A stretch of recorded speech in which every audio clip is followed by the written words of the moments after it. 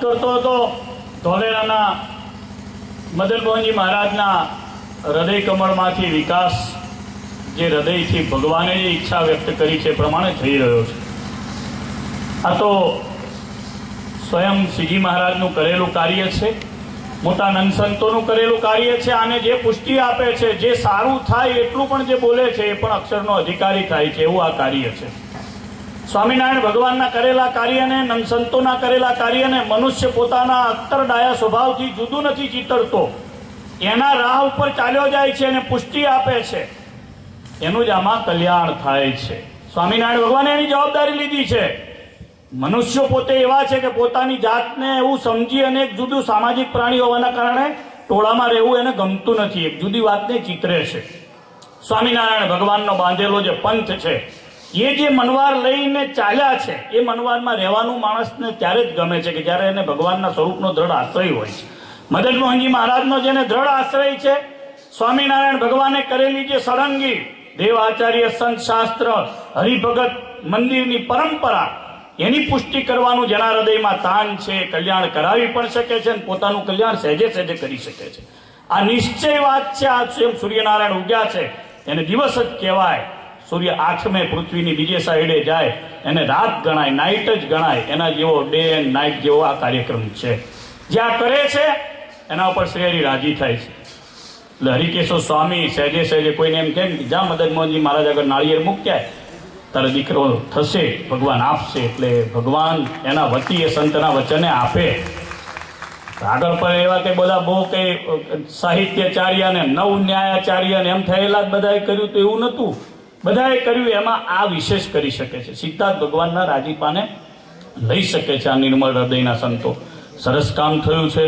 સામેની છત્રી એ દિવાન સાહેબ ગાંફના હતા, એમની બનાવેલી છે, હવે જીર્ણોદ્ધાર માગે છે। નિષ્કુળાનંદ સ્વામીએ મહારાજના જે જગ્યાએ મહારાજ રહ્યા હતા એ જગ્યાએ છત્રી બનાવી છે। જુઓ તો ખરા, મહારાજ રહ્યા એ ઠેકાણે જો આવી છત્રી કરી હોય તો એ સંતોના મનમાં કેવું તાન હશે। એ કોઠીની અંદર પહેલી ગોપીનાથજી મહારાજની મૂર્તિ બનાવી, એના અવશેષો બધા જે રહ્યા, હાથ ને ગોપીનાથજી મહારાજનું મસ્તક ને બધું એ એમાં મૂકેલું છે। સાથળમાંથી સરસ મજાનું શિવલિંગ બાણ બનાવી અને નિષ્કુળાનંદ સ્વામી અહીંયા મહાદેવજી પધરાવ્યા છે મંદિરની અંદર। સ્વામીએ જાતે ગળેલું એ શિવલિંગ છે।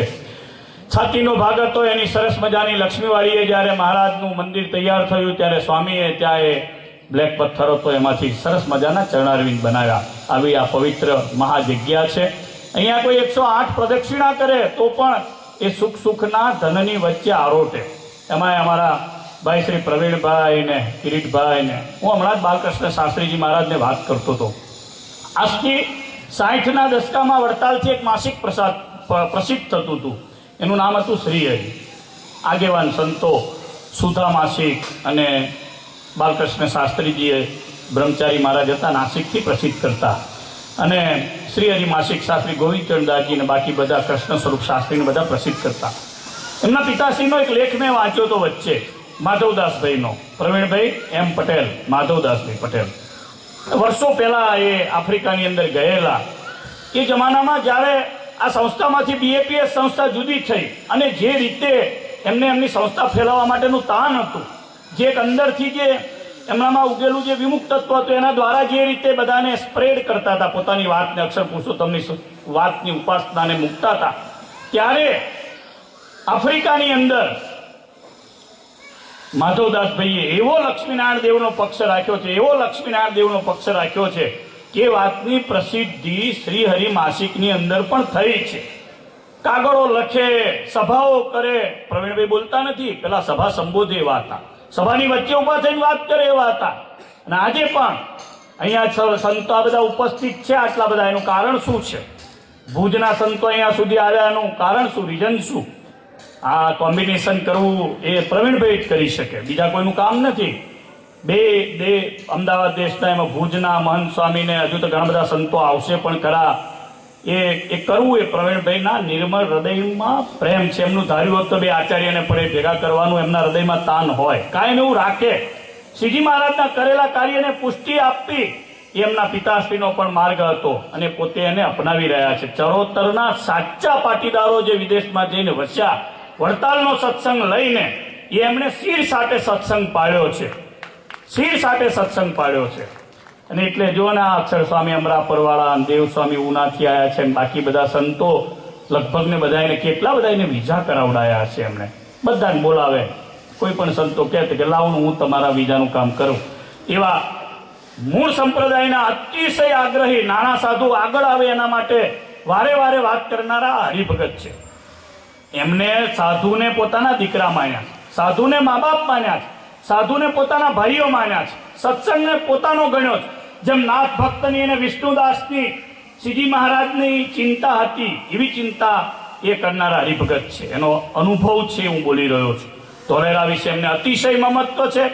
ભગવાન એમનું ખૂબ સારું કરે. મદન મોહનજી મહારાજ, લક્ષ્મીનારાયણ દેવ, હરિકૃષ્ણ મહારાજ એમની તબિયત સારી રાખે, કાયમ સત્સંગમાં આવા ઉત્સવો પ્રતિદિન ઉજવતા રહે એવી મહારાજના ચરણોમાં પ્રાર્થના કરું છું. વિશેષ આપણા વડતાલ ધામમાં આવતા 30 તારીખથી 30, 31, પહેલી, બીજી અને ત્રીજી 5 દિવસ શ્રી હરિકૃષ્ણ મહારાજ મહોત્સવ 3 આવી રહ્યો છે.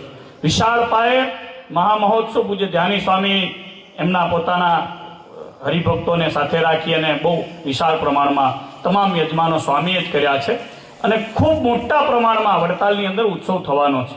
આ તમામ બેઠેલા સંતો હરિભક્તો ખાસ એ ઉત્સવની અંદર શોભાયાત્રાની અંદર આપણા આચાર્ય મહારાજ રાકેશ પ્રસાદજી મહારાજને ગાદી આરૂઢ થયે પરમ દિવસે 12 વર્ષ પૂરા થયા, 13મું વર્ષ શરૂ થયું છે અને તારીખની દ્રષ્ટિએ 31 તારીખે મહારાજશ્રીને ડેટની રીતે ઈસવીસનની રીતે 12 વર્ષ પૂરા થાય છે.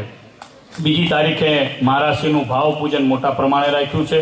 તમામ સંતો ખાસ 1000 જેટલા સંતોને ભેગા કરવાની આયોજકોની ગણતરી છે, એટલે તમામ સંતો પણ ઉપસ્થિત રહે.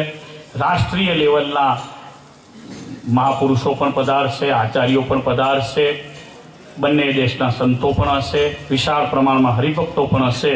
મહામહોત્સવની અંદર 51 ફૂટની હરિકૃષ્ણ મહારાજની વિશાળ મૂર્તિ બનાવવામાં આવી છે. પ્રતિક મૂર્તિનું હેલિકોપ્ટર દ્વારા પૂજન પણ દરરોજ થશે. 5 દિવસ હેલિકોપ્ટરથી પુષ્પવૃષ્ટિ થશે. વડતાલમાં મહામહોત્સવ થવાનો છે. શ્રીજી મહારાજ પણ મોટા મોટા ઉત્સવો વડતાલની અંદર કરતા, ત્યારે બધા હરિભક્તોને વણખેડે આવવા માટેની આજ્ઞા કરી હતી. આપ સૌ હરિભક્તો ખાસ સંતો વડતાલમાં વણખેડે પધારજો એવું સૌને બે હાથ જોડી વડતાલ મંદિરના આસિસ્ટન્ટ કોઠારી વતી અને આયોજકો વતી સૌને આમંત્રણ આપું છું. વિશેષ એ પરમેશ્વર શ્રી હરિકૃષ્ણ મહારાજ આપણા સૌના આરાધ્ય ઇષ્ટદેવ છે. સુખદેવ સ્વામી નાર ગોકુલવાળા દર વર્ષે કંઈક ને કંઈક હરિકૃષ્ણ મહારાજના પ્રમાણને આપતા પ્રચાર અને પ્રસારમાં જોડાતા હોય છે. આજે પણ એમણે સરસ મજાનું કેલેન્ડર તૈયાર કર્યું છે. વડતાલમાં પણ કેલેન્ડર તૈયાર કરીને લાવવાના છે. લક્ષ્મીનારાયણ દેવના પણ ખૂબ સારા પ્રમાણમાં કેલેન્ડરો કરશે. હરિકૃષ્ણ મહારાજના પણ થયા છે. આજે સરસ મજાનું કેલેન્ડર લાવ્યા છે. વડીલ સંતો પૂજ્ય ભગવતચંદ શાસ્ત્રીજી પધાર્યા છે, બાલકૃષ્ણ સ્વામી, પૂજ્ય ભક્તિપ્રિયદાસ સ્વામી પધારો અહીંયા, હરિસ્વરૂપ કોઠારી સ્વામી. આવો જે સંતો, બ્રહ્મચારી મહારાજ 1 જણ રહો એટલે બીજાને પછી આપવા થાય. આવો ઝડપથી જેના નામ બોલ્યા ભાસ્કર ભગત આવે, વડતાલ મંદિરના ટ્રસ્ટી સભ્યશ્રી, અને કોઠારી હરિકેશવ સ્વામી, હરિપ્રકાશ સ્વામી, આવો સુખદેવ સ્વામી, આવો ચાલો.